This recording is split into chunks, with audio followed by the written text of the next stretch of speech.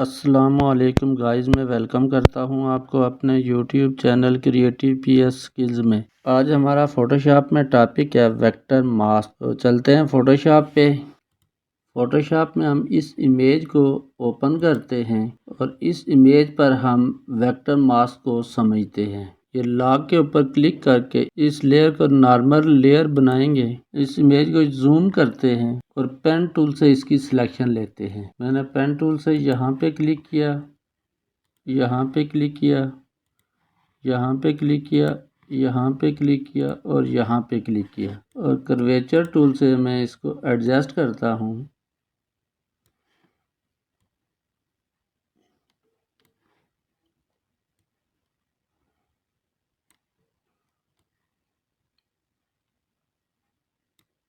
Right click करके इसकी selection लेते हैं, मेक सिलेक्शन करते हैं और यहाँ से टू फीदर दे देते हैं और ओके करते हैं। लेयर के पैनल में यहाँ लेयर मास्क के ऊपर क्लिक करते हैं और मास्क करते हैं। गाइस आप देखें ये इमेज हमारी बैकग्राउंड से अलग हो गई है। मैंने यहाँ पे पहले लेयर मास्क किया है ताकि आपको वेक्टर मास्क की समझ आ सके।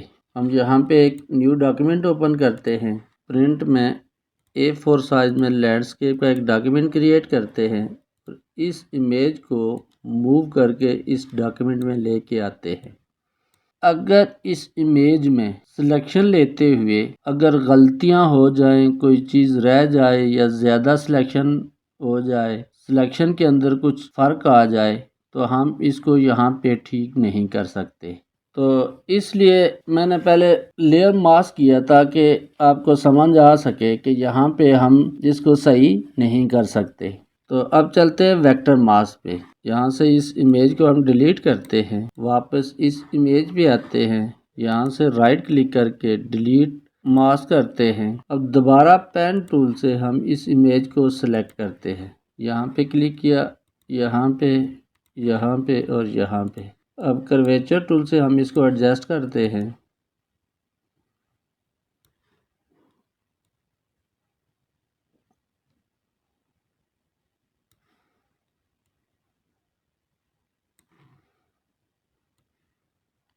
जहाँ से कर्वेचर टूल से हमने इसको एडजस्ट किया, उसके बाद हम वेक्टर मास्क अप्लाई करेंगे। तो वेक्टर मास्क किस तरह से होता है, यहाँ लेयर के पैनल में मास्क का बटन है। कीबोर्ड से कंट्रोल के बटन को प्रेस रखते हुए अगर इस मास्क के बटन पे क्लिक करेंगे तो यहाँ पे वेक्टर मास्क अप्लाई हो जाएगा। कंट्रोल Z करते हैं। अगर यहाँ पे राइट क्लिक करते हैं, पेन टूल को एक्टिव रखते हुए हम यहाँ पे राइट क्लिक करते हैं तो क्रिएट वेक्टर मास्क पहला ऑप्शन आता है, यहाँ से पे क्लिक करेंगे तो वेक्टर मास्क अप्लाई हो जाएगा।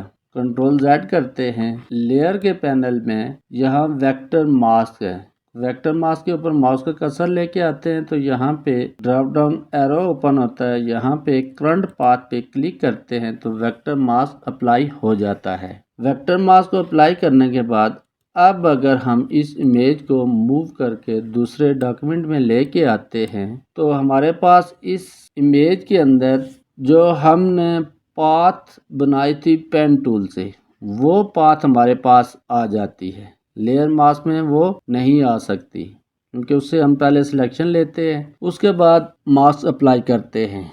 तो यहाँ पे हमारे पास वो पाथ मौजूद है। वो किस तरह से एक्टिव करते हैं, यहाँ पाथ सिलेक्शन टूल के ऊपर क्लिक करें, क्लिक करने के बाद इस इमेज के ऊपर इस तरह से ड्रैग करें तो ये पाथ एक्टिव हो जाती है। अब यहाँ से हम इस पाथ को एडिट कर सकते हैं। हम दोबारा से समझ लेते हैं।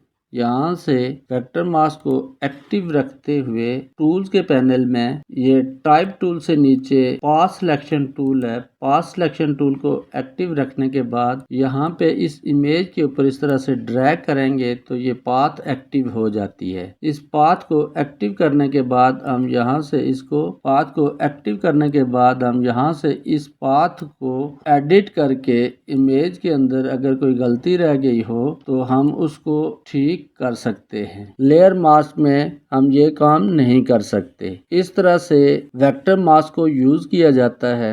बहुत ही प्रिसाइज किस्म की जो सिलेक्शंस होती हैं वो सिलेक्शंस बनाने के लिए हम वेक्टर मास्क को यूज करते हैं। जिस तरह ऑनलाइन शॉपिंग स्टोर हैं उनके प्रोडक्ट्स के जब हम बैकग्राउंड रिमूव करते हैं तो उसके लिए अमूमन वेक्टर मास्क को ही यूज करते हैं। अगर हम वेक्टर मास्क के ऊपर डबल क्लिक करते हैं तो ये ऑप्शन खुल जाते हैं। यहाँ से सिलेक्ट द वेक्टर मास्क पे क्लिक करते हैं और यहाँ से हम इसकी डेंसिटी से अगर कम करते हैं डेंसिटी को तो बैकग्राउंड सामने आ जाता है और इसको अगर 100% पे ले जाते हैं तो बैकग्राउंड गायब हो जाता है। यहाँ फीडर से हम इसका फीडर एडजस्ट कर सकते हैं। जितना फीडर देना चाहें हम दे सकते हैं, उसके बाद ओके करते हैं। तो गाइस इस तरह से वेक्टर मास्क को यूज किया जाता है। उम्मीद है आपको वेक्टर मास्क की समझ आई होगी। मिलते हैं नेक्स्ट वीडियो में, तब तक के लिए अल्लाह हाफिज।